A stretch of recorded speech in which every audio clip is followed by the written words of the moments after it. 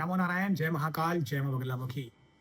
सभी मेरे दर्शकों का बहुत-बहुत स्वागत है। मैं आशा करता हूँ आप सभी लोग स्वस्थ होंगे, आपकी आध्यात्मिक उन्नति आगे बढ़ रही होगी।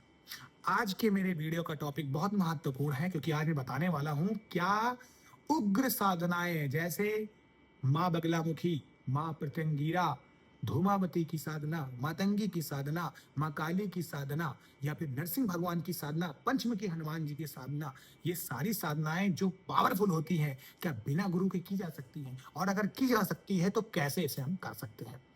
सबसे पहला जो चीज़ मैं आपसे कहना चाहूँगा, ऐसी वीडियो को आप शेयर ज़रूर करा करिए। इससे क्या होता है कि कई लोगों तक ये वीडियो आगे पहुँचती है, उनको इसका फ़ायदा होता है। सबसे पहला सवाल का मैं जवाब देता हूँ, क्या ऐसी साधनाएँ आप बिना गुरु के कर सकते हैं? मैं बोलूँगा कर सकते हैं, लेकिन कुछ सावधानियाँ ज़रूरी है। देखिए, सबसे पहले आपको अपने अंदर के गुरु तत्व को जगाना होगा। मैं बोलता हूँ गुरु तत्व को। बिना गुरु तत्व को जगाए आप किसी भी साधना में आगे नहीं बढ़ सकते हैं। यानी गुरु आपका बलवान होना बहुत जरूरी है। आप अपने अंतर्ज्ञान को पहचाने और उस साधना के योग्य बने।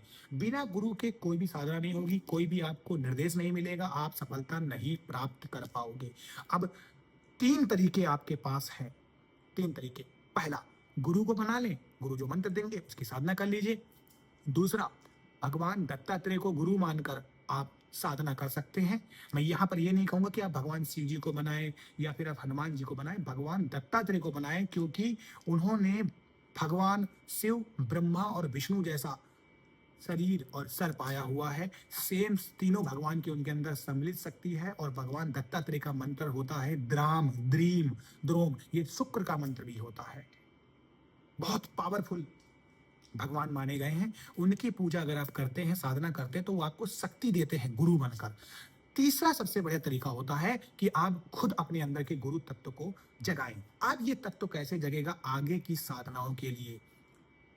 आप क्या करें, पहले किसी भी साधना में बढ़ने से पहले मैंने बहुत सारे वीडियो बनाए हुए हैं।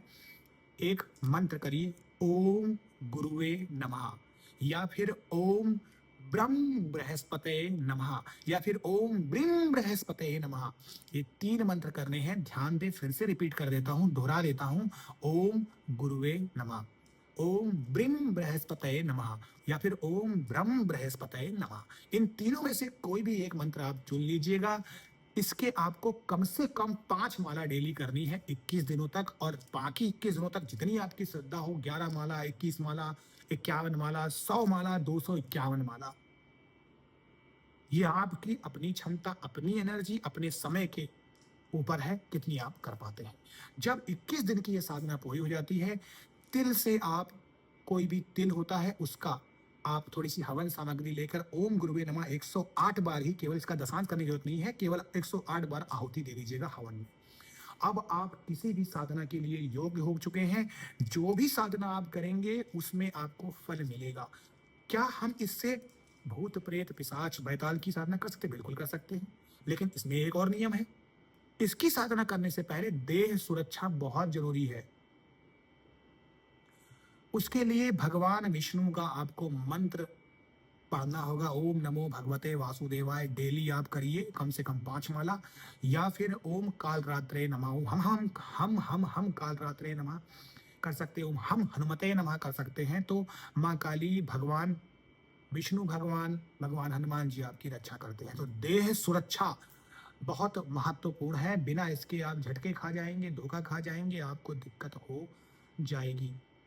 तो वैसे तो मैं कभी सजेशन नहीं दूंगा कि ऐसी साधनाएं बिना अपने गुरु के उसमें करें, क्योंकि आगे जाके, आज नहीं तो कल, आपको गुरु की निगरानी की जरूरत पड़ेगी, क्योंकि ये वैसी साधनाएं हैं, इसमें अनुभव बहुत सारे होते हैं और उस अनुभवों में आप उलझ के ही रह जाओगे। दूसरी बात आती है उग्र जो साधनाएं होती हैं। जैसे मैं एक एग्जांपल देता हूँ, माँ काली का आपने मंत्र पकड़ा, क्रीम क्रीम क्रीम।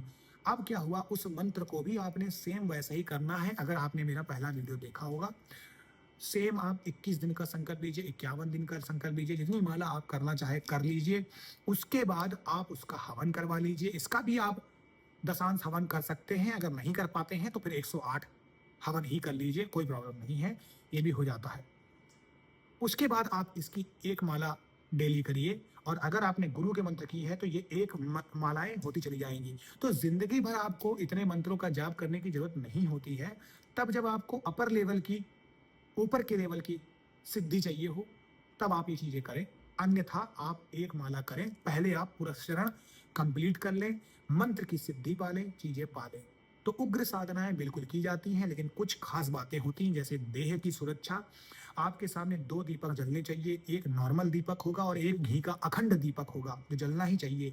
आप जब भी पहने तो कपड़े आपके ऐसे हों, जिस देवी देवता की पूजा कर रहे हो उससे संबंधित हो, उसी के जैसी दीवाल पैंट हो, नहीं तो उसी के जैसा पर्दा हो सकता है। अच्छे से नहा धो के बैठें। अगर नहा धो नहीं सकते हैं तो गंगा जल का छिड़काव करें। और गंगा जल का छिड़काव कहाँ करें?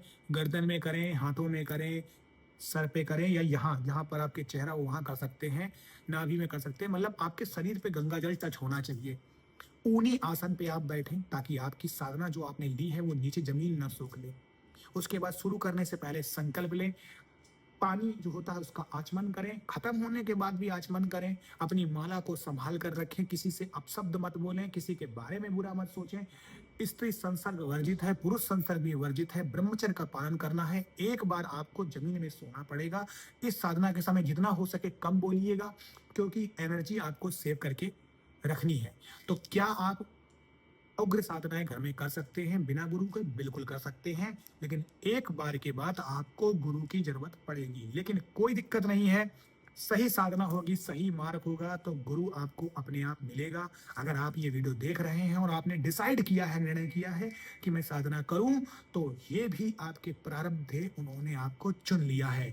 वरना बहुत लंबी आबादी है, 140 करोड़ के लोग हैं। कितने ही लोग पूजा करते हैं और कितने ही लोग साधना मार्ग पे आगे बढ़ते हैं, क्योंकि इसको करने के लिए आपके इरादे कंक्रीट जैसे होने चाहिए। एक बार जो इस मार्ग पे आता है उसको बहुत मजा आता है, वो दोबारा नहीं पीछे हटता है। लेकिन एक समस्या ये है कि बहुत सारी दिक्कतें आती हैं, जैसे कभी दोस्त, कभी गर्लफ्रेंड, कभी बॉयफ्रेंड, कभी कॉल्स, कभी काम, कभी आलस, कभी परेशानियां, कभी चिंता, कभी समस्याएं। माया आपको हर तरीके से परेशान करेगी कि छोड़ दे, ये क्या कर रहा है। लेकिन आपको बड़े रहना है, डिगे रहना है, डटे रहना है। इसी के साथ मैं अपना वीडियो समाप्त करता हूँ। मैं जय महाकाल, जय